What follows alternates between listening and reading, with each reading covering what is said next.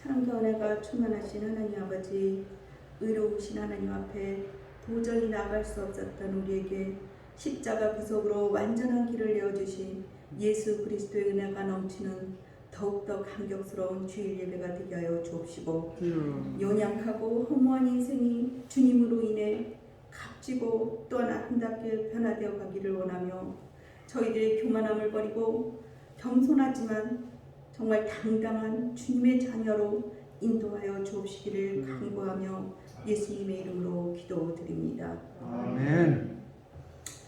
예, 오늘은 고린도전서 15장 10절 말씀이 이제 우리가 하나님의 은혜, 그래서 제목을 하나님의 은혜로 말씀을 함께 나눠보겠습니다.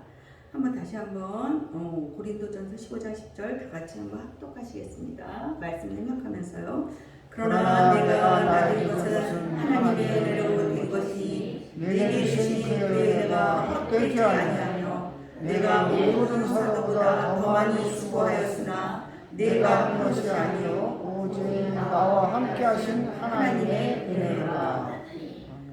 예, 은혜라는 게 무엇일까요? 은혜라는 것은 자격이 없는 사람에게 베풀어지는 선물이에요. 사랑의 선물입니다.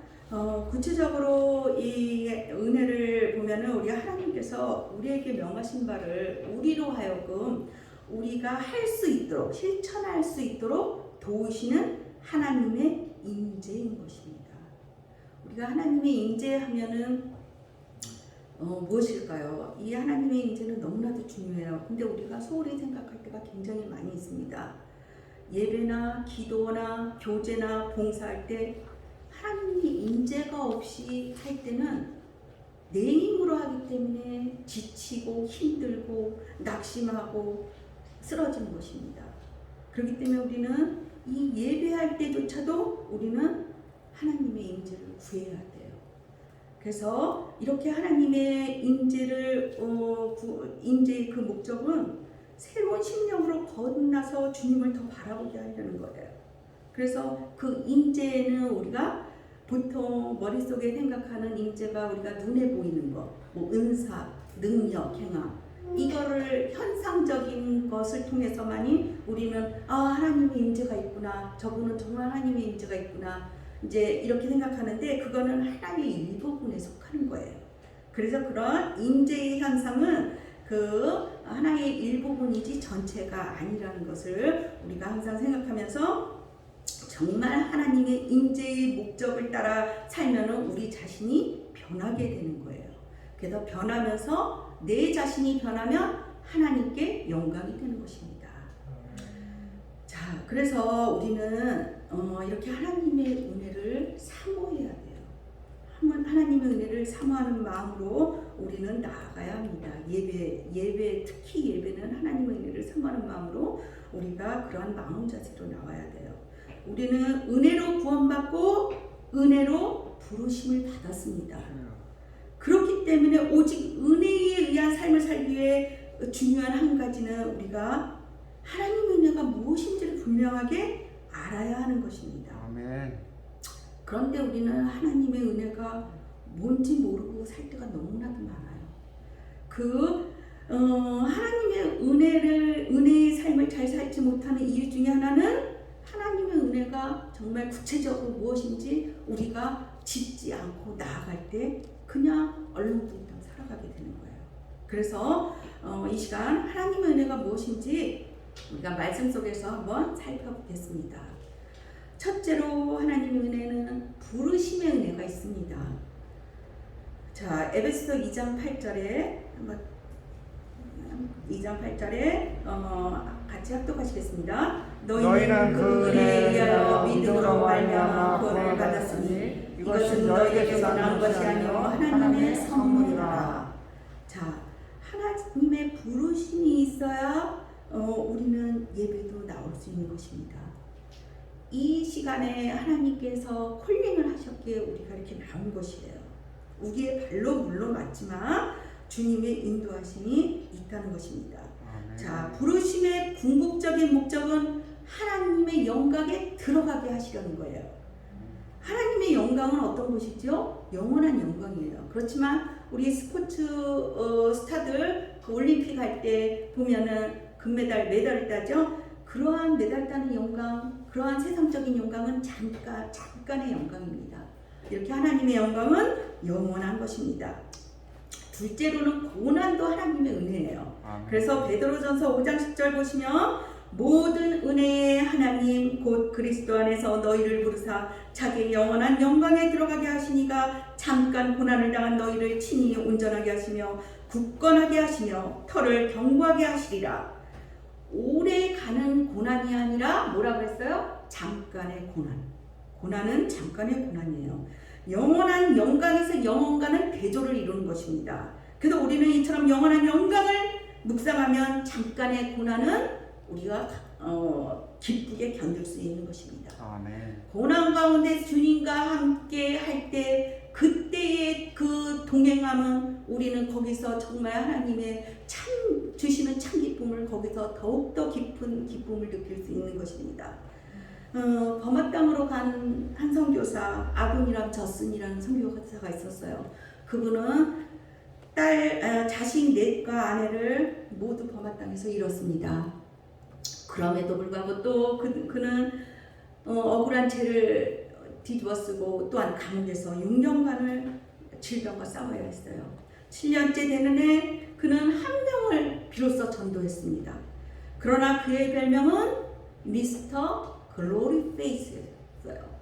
글로리 페이스, 빛나는 영광의 얼굴이라는 뜻이죠. 항상 미소와 빛나는 얼굴이 있었다고 해서 그를 미스터 글로리 페이스라고 했습니다. 그가 미국 보스턴 고향으로 돌아와서 선교 보고를 하는 중에 기자들이 물었어요.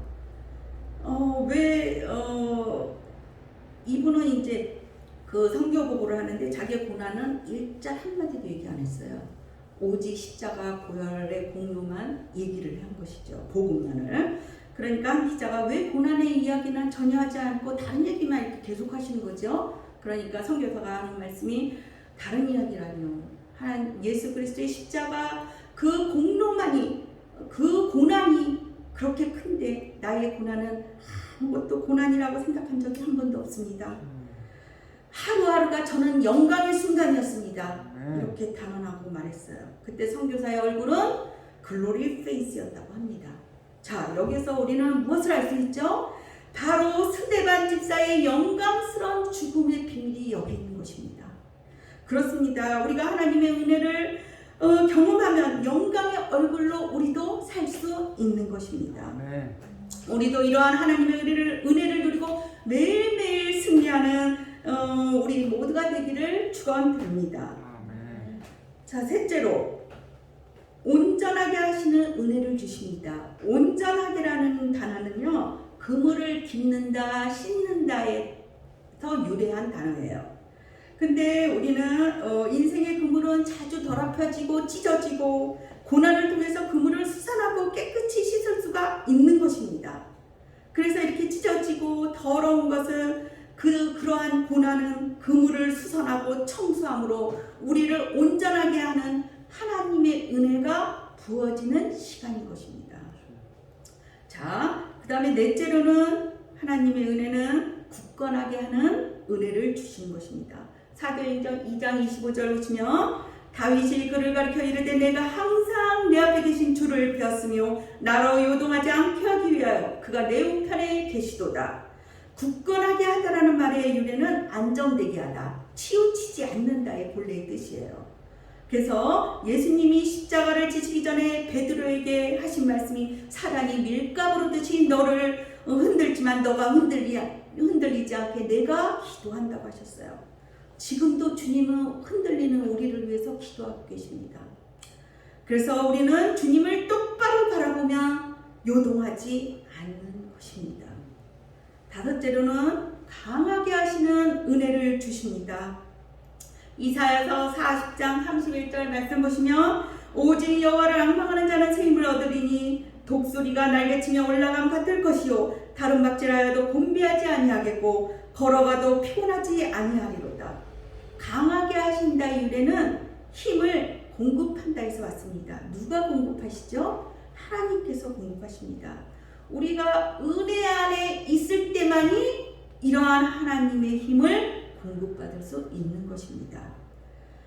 자, 여섯째로 터를 견고하게 하시는 은혜를 또한 주십니다. 반석 위에 집을 세운다는 것은 다음과 같은 뜻입니다. 말씀 안에 다 있죠? 베드로전서 2장 4절, 사람에게는 버림받았으나 하나님께는 택하심을 입은 보배로운 산돌이신 예수께로 나아가. 그래서 예수님은 보배로운 산돌이십니다. 베드로전서 2장 6절, 성경에 기록되었을 때 보라, 내가 택한 보배로운 모퉁이 돌을 시온에 두노니 그를 믿는 자는 부끄러움을 당할지 아니하리라 하였으니. 자, 여기서 예수님은 보배로운 모퉁이 돌이 되시는 것입니다. 여기서 돌은 예수 그리스도를 상징해요. 히브리어로 돌은 에벤이에요. 에벤. 이 에벤은 하나님의 아들을 상징하는 것입니다. 그래서 우리도 어떻게 되죠? 우리에게도 베드로처럼 반석이 될 수 있는 은혜를 주시는 것입니다. 그래서 이러한 반석이 되어야 우리는 진정한 교회를 세우는 기초가 되는 것입니다. 자, 그러면 이러한 하나님의 은혜의 보좌 앞으로 나아가기 위해서 우리가 그냥 무조건 나가면 안 돼요. 우리는 참 그런 게 있어요. 감정적으로 내가 슬퍼서 눈물을 흘리며 하나님께서 해주시겠지, 그냥 막연한 그런 모습으로 나갈 때가 너무 많아요. 그렇지만 영적인 세계는 그 원리가 있다는 것을 우리는 말씀 속에서 알아야 돼요. 그래서 감정적으로 나아가는 것이 아니라 믿음의 표현을 바탕으로 해서 나가야 합니다. 영적 세상은 철저한 그 말씀에 근거하는 영적인 원리가 있습니다. 그래서 하나님의 보좌 앞에 나아갈 때 우리는 기본적으로 어떻게 나아가야 되는 건지를 말씀 속에서 한번 찾아보겠습니다.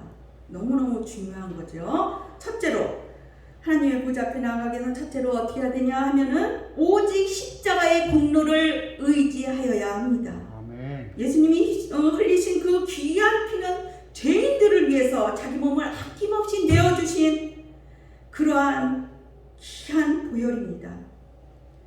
그래서 우리는 베드로전서 1장 18절에서 19절 말씀을 보시면 너희가 알거니와 너희 조상이 물려준 헛된 행실에서 받은 것은 금이나 은같이 없어질 것으로 된 것이 아니요 오직 흠없고 점없는 어린 양 같은 그리스도의 보배로운 피로 된 것이니라. 이렇게 말씀하고 계십니다.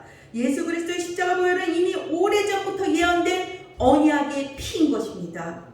구약의 말씀이 하나님이 계신 예수 그리스도를 통해서 온 인류에게 나타났어요. 뿐만 아니라 앞으로도 예수 그리스도를 믿는 자들에게는 영원한 언약의 피가 되는 것입니다. 아멘. 그것을 믿는 우리는 예수 십자가 보혈의 공로로 구원을 얻는 것입니다. 그래서 우리가 전할 복음은 오직 예수 그리스도의 복음인 것입니다. 아멘. 십자가 복음입니다.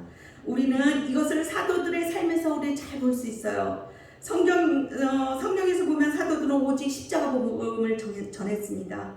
그것이 그들이 지닌 유일한 복음이었기 때문입니다. 갈라디아서 6장 14절에 보시면 그러나 내게는 그리스도의 십자가 외에 결코 찬할 것이 없으니 그리스도로 말미암아 세상이 나를 대하여 십자가에 못 박히고 내가 또한 세상을 대하여 그러하니라. 이처럼 십자가의 복음에는 놀라운 능력이 있는 것입니다. 우리를 구원하는 능력뿐만 아니라 이렇게 죄와 세상을 이기는 능력, 또 사람을 변화시키는 능력, 이러한 참으로 놀라운 하나님의 능력이 있는 것입니다. 오늘날 성도들 가운데 하나님의 능력이 나타나지 않는 것은 교회에서 십자가의 복음이 전파되지 않았거나 또는 전파됐을지라도 성도들이 십자가의 복음 위에 서지 않는 것이기 때문입니다. 그러나 우리가 이 십자가의 복음에서 우리가 주의할 것은 십자가의 복음의 세상의 지혜를 따라 전하면 그 능력이 어떻게 된다고 했죠? 소멸된다고 했습니다. 그래서 사도 바울은 이 점을 주의하여 다음과 같이 말하고 있습니다. 고린도전서 1장 17절 그리스도께서 나를 보내심은 세례를 베풀게 하려 하심이 아니오 오직 복음을 전하게 하려 하심이로되 말의 지혜로 하지 아니하면 그리스도의 십자가가 헛되지 않게 하려 함이라. 요즘 인터넷을 통해 많은 설교들이 있습니다. 인본주의적 메시지는 너무나도 가득하나 진정한 복음은 고갈되어 있는 것은 사실인 것입니다. 성경이 말하는 복음은 바로 인격체인 것입니다. 인격체 누구지요? 예수 그리스도 그분인 것입니다. 그러므로 우리가 예수님을 전하기 위해서는 자신이 먼저 예수님을 알아야 하고 우리가 아는 만큼 그분의 능력을 경험하게 되는 것입니다. 그래서 우리는 인격체이신 예수 그리스도를 만날 때 그분을 능력 있게 전할 수 있게 되는 것입니다. 아멘. 자, 둘째로 또 어떻게 나아가야죠? 이제 예수 그리스도의 십자가의 보혈을 의지해서 나아가면 그 다음에는 담대함으로 나가야 합니다. 담대함은 너무나 중요해요. 여기서 말하는 담대함은요, 교만함 이런 게 아니고 잘났다고 자랑하는 그런 게 아니고 자녀가 아빠에게 나아가는 당당함이에요. 그래서 이러한 담대함이 있는 사람은 내게는 하나님의 백이 있어. 그러면서 그러한 하나님의 믿음으로 담대함으로 나아가는 사람은 당당해요. 그 당당함이 느껴져요. 이 당당함은 우리 자신이 행동에 기초하지 않고 어디에 기초하는 거죠? 하나님의 사랑, 예수 그리스도의 십자가의 공로에 기초하는 것입니다. 오늘날 많은 사람들이 하나님을 믿는다고 하면서도 두려움과 불안에서 환경의 두려움과 불안에서 벗어나지 못하고 있어요. 담대함이 부족한 탓입니다. 이 담대함이란 용기의 확신과 믿음을 갖는 것을 말하는데 그 영국의 설교자 화이트필드는 이렇게 말씀하고 계세요. 당신에게 꿈이 있다면 결코 조급하게 서두르지 마라. 담대함을 가지고 하나님의 때를 기다리라. 하나님께서 반드시 이루어 주실 것이다. 아멘. 라고 말씀하셨습니다. 우리가 담대함으로 확실히 믿기만 하면 하나님의 약속은 반드시 응답됩니다. 아멘. 응답이야말로 우리가 성공 승리와 함께 당당한 자가 우리가 이루는 귀한 열매이자 하나님의 축복인 것입니다. 그래서 성공은 담대한 자의 몫이 되는 것입니다. 세상에서 승리하고 하나님께 응답받는 것 또한 이 담대한 자의 것이 됩니다. 담대함의 힘을 우리의 것으로 우리는 만들어야 합니다.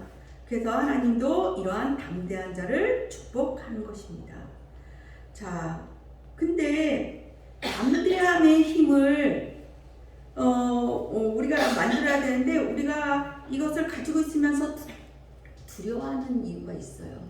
그 두려워하는 이유가 무엇이죠? 내가 결과를 꼭 가져야 된다 라는 그런 강박관념에 사로잡혀 있기 때문에 우리는 이 담당을 갖지 못하는 것입니다. 결과는 누가 주시는 거죠? 주님이 주시는 거예요. 우리는 단지 뭐만 하면 돼요? 주님의 함께 하심에만 초점을 맞추면 됩니다. 자, 그래서 여호수아 1장 7절에는 뭐라고 말씀하고 계시죠? 오직 강하고 극히 담대하며 나의 종 모세가 내게 명령한 그 율법을 다 지켜 행하고 우로나 자로나 치우치지 말라. 그리하면 어디로 가든지 형통하리니. 아멘. 강하고 담대하라고 하십니다. 두려움은 담대함의 적인 것입니다. 그래서 이사야 41장 13절에 다음과 같이 말씀하고 계시죠? 이는 나 여호와 너의 하나님이 내 오른손을 붙들고 내게 이르기를 두려워하지 말라. 내가 너를 도우리라 할 것이니라. 자, 우리에게 몰려오는 두려움을 우리는 믿음으로 전환시키기 위해서는 뭐가 필요하냐 하면 믿음의 기도가 필요합니다. 자, 믿음의 기도, 그냥 믿으면서 기도하는 거 너무나도 우리는 쉽게 생각해요.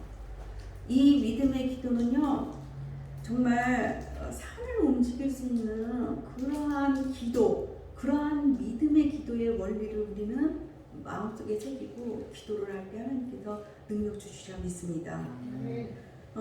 기도 안에 믿음이 있어야 해요. 우리는 기도할 때 하나님께서는 그 안에 기도 안에 그 믿음을 보시고 반응을 하세요.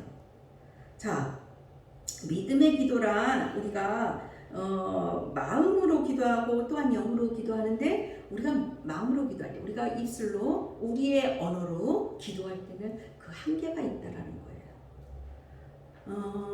여기 성경에서는 계속 영의 기도를 굉장히 말하죠. 영의 기도의 중요성을. 그 영의 기도는 누가 도와줘야 돼요? 성령님이 하시는 거예요. 그런데 우리는 그 영의 기도를 우리는 할 수 없어. 그 지쳐놓고 자꾸 우리의 언어로만 하는 기도를 다 했다고 생각해요. 절대 아니에요. 우리가 하는 기도 물론 하나님이 받으실 수도 있지만 거의 사탄이 다 뺏어갖고 없어져요. 없어지는 게 굉장히 많아요. 그래서 성경에서는 성령의 붙들림을 받는 그 영의 기도를 하라고 말씀하시는 거예요. 그러기 위해서는 우리는 특히 영을 강하게 하는 그 방언 기도를 우리는 구해야 돼요. 방언 기도를 하시는 분은 계속하면 되지만 방언 기도를 못 하시는 분들은 간구하시면 하나님께 주세요. 그래서 그 방언 기도는 여기서 말하는 방언 기도는 영의 기도예요. 그래서 고린도전서 14장 15절에 바울께서 뭐라 그러죠? 그러면 어떻게 할꼬? 내가 영으로 기도하고 또 마음으로 기도하면 내가 영으로 찬미하고 또 마음으로 찬미하리라. 고린도전서 14장 18절에 내가 너희 모든 사람보다 방언을 더 말함으로 하나님께 감사하노라. 왜 사도 바울이 방언을 내가 너희보다 더 말함으로 감사한다고 하셨을까요? 방언 기도를 함으로써 뭐가 돼요? 내 존재가, 내 영이 강화돼요. 내 영이 강화되면 나는 무엇이든지 할 수 있는 담대함이 생기는 것입니다. 그래서 이 강한 영으로 하기 위해서 방언 기도를 계속 하는 거예요. 우리가 이 영이 강화돼야지 이 혼과 육을 누를 수가 있는 것이죠. 그런데 우리는 좋은 영으로는 누를 수가 없어요. 좋은 영은 말씀과 기도 외에 말씀과 찬양 이런 걸 들으면 그런 환경 속에 있으면 영은 좋아져요. 그렇지만 이 좋은 영으로는 사단을 이길 수가 없다니까요. 그렇기 때문에 강한 영이 필요해요. 그래서 우리는 방언으로 기도를 해야 되는 게 필요한 이유인 것입니다. 그래서 사도 바울이 방언으로 영으로 기도하는 것을 더 많이 하는 것에 감사를 드리는 것이에요.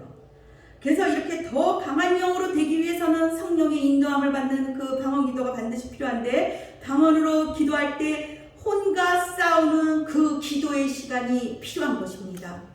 그래서 길게 기도할 수 있는 거예요. 특히 방언 기도할 때 하는 생각들. 근데 어떤 분들은 방언으로 기도하면서 다른 생각을 하면서 해요. 절대 안 돼요. 방언 기도를 할 때 우리가 생각들이 하나님께 집중할 수 있어야 돼요. 그럴 때 성령이 주시는 기도의 끈이 우리를 휘감는 거예요. 그래서 그 영적인 그 세상으로 들어가서 사단의 공격을 다 막을 수가 있는 거예요. 그래서 우리의 기도가 또한 성령님이 이끄시는 그 기도가 하늘나라에 하나님께 상달되는 것입니다. 이러한 원리를 알고 우리는 해야 될 것 같아요. 그래서 영적 싸움에서 이렇게 승리할 수 있게 되는 것입니다. 그러기 위해서는 굉장히 중요한 것은 우리 찬양할 때 가사를 믿어야 돼요. 기도할 때 하나님이 주시는 그 말씀을 또한 믿어야 돼요. 그래서 그러한 생각이 중요하다는 것입니다. 긍정적으로 또는 바라봄의 그러한 시선으로 영적 싸움에서 승리할 수 있는 하나님이 주시는 더욱더 그러한 마음으로 적용이 될 때 우리는 성령님이 더욱더 강하게 우리를 인도하시는 거예요. 그래서 그 다음부터는 기도가 되어지는 것입니다. 그런데 우리는 사단과의 싸움에서 계속 하는 기도 거기에서만 딱 머물다가 오늘 많이 했어 그러고 끝나요. 들어가기도 전에. 그래서 응답을 못 받는 경우가 굉장히 많아요. 그런데 또 응답을 못 받는 것을 또 하나님의 그것도 은혜라고 생각하는 자기 위로로 생각하는 사람들이 또 굉장히 많아요. 다 아니에요. 우리는 깊은 영적인 그 세계로 들어가기 위해서는 기도의 인내함이 필요합니다. 자, 그래서 이렇게 믿음의 기도는 두려움을 담대함으로 바꾸어 주는 것입니다. 그래서 하나님께서는 새로운 이스라엘의 지도자로 그 여호수아를 선택하시고 그에게 많은 복된 약속을 주셨습니다. 그와 동시에 여호수아에게 또한 그 같은 축복을 취하기 위한 몇 가지 당부의 말씀을 주셨어요. 왜냐? 하나님께서는 축복을 주시기를, 우리에게도 축복을 주시기를 원해요. 그러기 위해서는 당부의 말씀을 또한 주십니다. 그 중에서도 첫 번째는 마음을 강하게 하고 극히 담대히 하라는 것이었습니다. 여기서 강하게 하라는 것은 손을 힘있게 하라. 그리고 담대히 하라는 것은 무릎에 힘을 더하라는 것입니다. 결국 하나님께서는 여호수아로 하여금 전투를 앞둔 병사에게는 절대로 요구되는 용기와 담력을 가질 것을 요구하셨던 것입니다. 자, 우리들도 더욱더 영적 싸움에서 승리하기 위해서는 주님이 주시는 이러한 담대함으로 무장해야 합니다. 그래서 여호수아 1장 6절에서 9절까지는 다음과 같이 말씀 가운데서 담대함을 3번이나 강조하고 계세요. 그것이 왜 그럴까요? 그냥 요구가 아니고 명령이십니다. 왜냐하면요, 이미 약속하신 대로 하나님께서 성취하시려고 준비하시고 기다리시기 때문입니다. 우리에게 주시려고, 축복을 주시려고 기다리시기 때문에 너희가 해야 될 것은 이거다라고 요구하시는 거예요. 명령하시는 거예요. 자, 사무엘상 15장 29절 이스라엘의 지존자는 거짓이나 변개함 없으시니 그는 사람이 아니심으로 결코 변개하지 않으심이니라. 변개하지 않으시는 하나님이십니다. 사람은 하루에도 12번도 더 변하지만 하나님은 변하시지 않기 때문에, 그래서 이렇게 우리에게 은혜를 주실 것을 약속하시는 것입니다. 그래서 모세와 여호수아를 통해서 담대함을 이렇게 강조하셨습니다. 우리가 어떤 일을 당해도 강하고 담대함으로 우리는 나가야 합니다. 우리의 싸움은 영적 싸움이기 때문에 전쟁은 하나님께 속한 것이기에 주님께서 승리하게 하시는 것입니다. 그래서 우리는 담대할 수 있는 근거가 되는 것입니다. 자, 셋째로 겸손히 나아가야 합니다. 하나님은 겸손한 자에게 은혜를 베푸십니다. 베드로전서 5장 5절, 이거는 다 같이 합독하시겠습니다. 젊은 자들아 이와 같이 장로들에게 순종하고 다 서로 겸손으로 허리를 동이라. 하나님은 교만한 자를 대적하시되 겸손한 자들에게는 은혜를 주시느니라. 자, 성경이 말하는 참된 겸손은 자기 속에는 하나님을 기쁘시게 할 만한 어떠한 사람 것도 없다고 고백하는 것입니다. 그러한 사람은 자기의 모든 의를 걸레짝처럼 다 내던져 버릴 수 있는 용기가 있는 것입니다. 자, 그래서 오직 하나님의 그 예수 그리스도의 십자가의 공로를 붙잡고 우리는 나아가야만 합니다. 그래서 야고보서 4장 6절, 그러나 더욱 큰 은혜를 주시나니 그러므로 일렀을 때 하나님이 교만한 자를 물리치고 겸손한 자에게 은혜를 주신다 하였느니라. 겸손한 마음의 자세는 이처럼 나는 아무것도 아니다, 내게는 그럴 만한 자격이 없다고 자신을 계속 낮추는 거예요. 그래서 이미 주신 은혜에 감사하며 또한 계속해서 은혜를 사모하는 자세인 것입니다. 그래서 겸손은 신앙의 기본이라고 말씀하시는 것입니다. 하나님의 은혜로부터 이것은 출발해요. 겸손은 하나님의 은혜에서 출발하는 것입니다.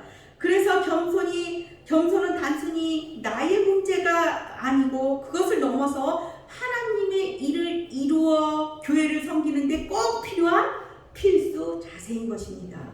그래서 겸손의 신앙은 구원과 연결이 되는 거예요. 교만하여 자기 스스로 의롭다 여기는 사람은 구원의 은혜를 받을 수 없기 때문인 것입니다.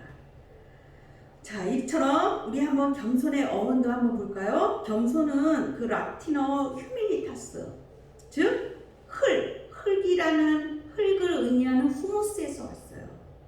그런데 이 땅바닥에 붙어있는 존재로 자신을 낮추는 것인데, 이 사람이란 단어 호모도 후무스에서 왔어요. 그렇기 때문에 겸손과 사람은 뭐에서 온 거죠? 그러면 흙에서 왔다는 거예요. 흙이라는 거예요. 그래서 우리는 사람은 본질적으로 흙에서 와서 흙으로 돌아가는 존재다라는 것입니다. 그러고 보면 우리가 겸손을 모르면 진정한 의미에서 그러면 사람이 아닌 것이에요. 그렇죠? 그래서 잠언 22장 4절에 겸손과 여호와를 경외함의 보상은 재물과 영광과 생명이니라, 이렇게 말씀하시는 거예요. 그래서 겸손이 이렇게 중요해요. 자, 넷째로는 먼저 이제 그의 나라와 그의 의를 구하여야 합니다. 우리 이거는 없을 것 같은데요. 마태복음 6장 31절 없죠? 그럼 성경 마지막으로 한 번만 찾아보겠습니다. 마태복음 6장 31절, 32절, 33절.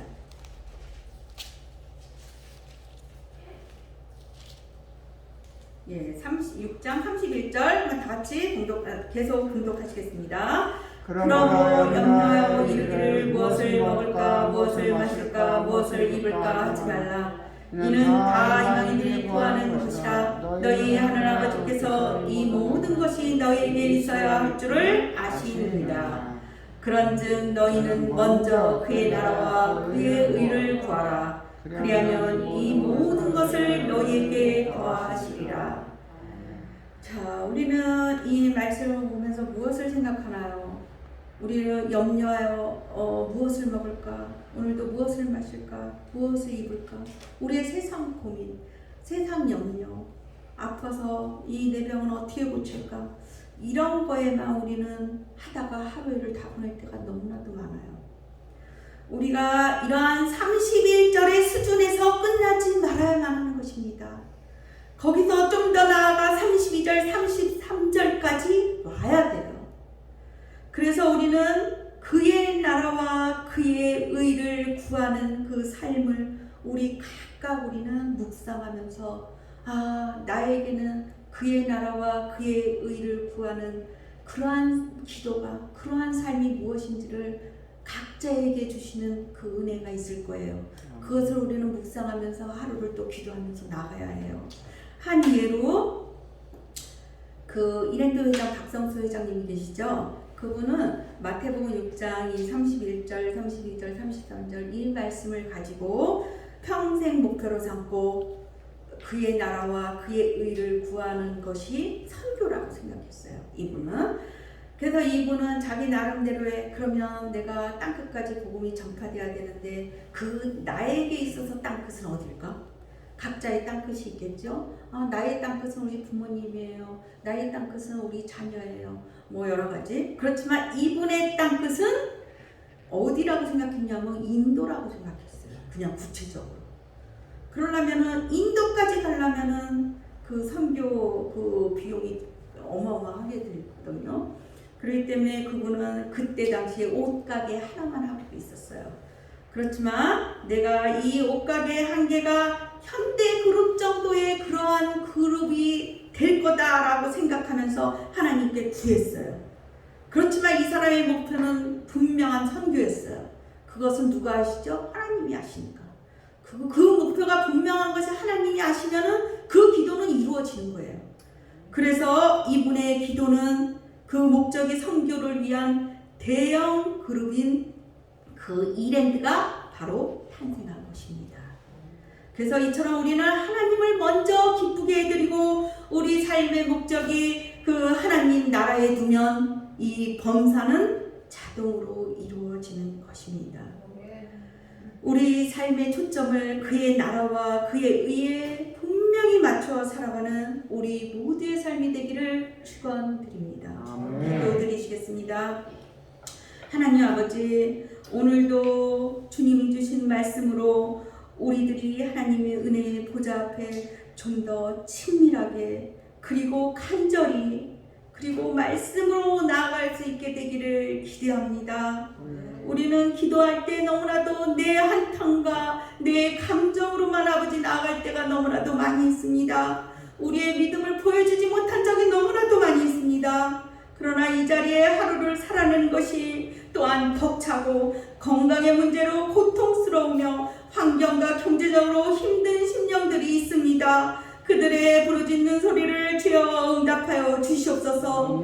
그러나 그럼에도 불구하고 주님의 사랑은 아버지 저희들 의심치 않고 우리를 향하신 하나님의 그 계획과 사랑을 굳게 붙들고 오직 하나님의 보좌 앞에 저희들 하나님 아버지가 우리의 아빠 되심을 또한 당당함으로 믿고 담대함으로 나아가길 원합니다. 이 시간 또한 우리 남양주 사랑의 교회를 새롭게 하실 그 하나님을 기대하며 이제 위드 코로나 시대에 맞서 아버지 이 모든 것이 하나님 주님께서 계획해 놓으신 대로 이루어질 수 있도록 주님 인도하여 주시오며 이 모든 말씀 우리 주 예수 그리스도 이름으로 기도드립니다. 아멘.